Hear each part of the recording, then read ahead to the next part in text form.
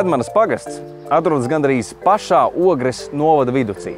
Te čalo Aviekstes, Ogres un Lobes upītes.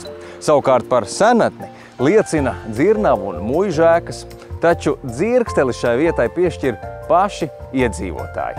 Arī viena no leģendārākajām latviešu dziesmām ir radīta tieši Lēdmanes pagastā.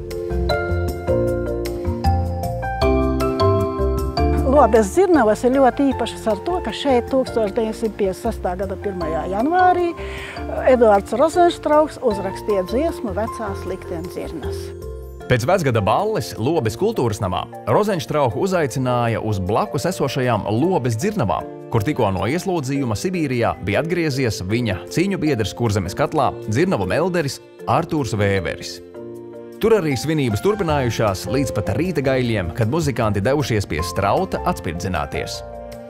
Eduards uzsvilpoja, Jānim radās dzejas rindas, un visi priecīgi devās iekšā brokastīs, lai jauniem saimniekiem pasniegtu šo dziesmu. Šī ēka ir vēsturiska ar to, ka tika būvēta 1886. gadā kā krogs un zirgu iebraucamā vieta. Un tad no 29. gada šeit jau bija Lēdmanes tautas nams. Jā, šeit pa šo upi senos laikos pludināja kokus. Arī man bibliotekā ir tādas bildītes, kur tieši šeit ir nobildēts, kad pludina kokus, vai ne? Tad daudz līču, man liekas. Jā, te ir daudz līču, jā. Beku līcis mums ir, Asaru līcis tālāk ir Rembatas pagastā jau. Skaistas vietas ir. Lēdmanas pagastā atrodas arī viena no retajām katoļu guļbaļķu baznīcām, kura ir nosaukta apustuļu Pētera un Pāvila vārdā. Baznīcu 2007. gadā uzbūvēja par iedzīvotāju ziedojumiem.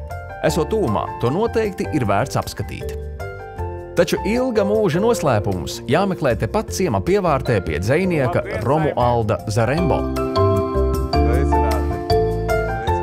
Dzejnieks šai pusē nodzīvojis jau ilgus gadus un redzējis Lēdmani tādu, kādu reti kurš to vairs atceras. Kāds ir jūsu ilgdzīvošanas noslēpums? Viens tas, kas tomēr, kā mēs ēdām dabiski, mums bija sava govs, skolās bija katram skolotājiem govs.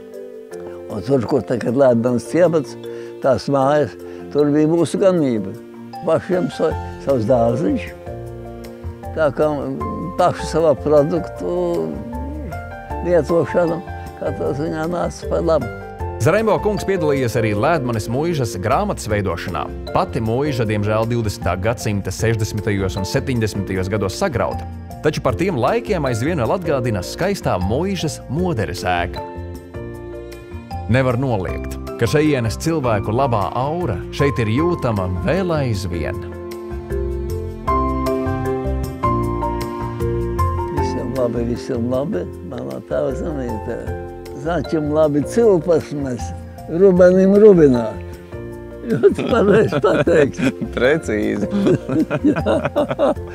Visiem labi. Visiem labi, jā. Začam cilpas mēs Rubenim rubināt.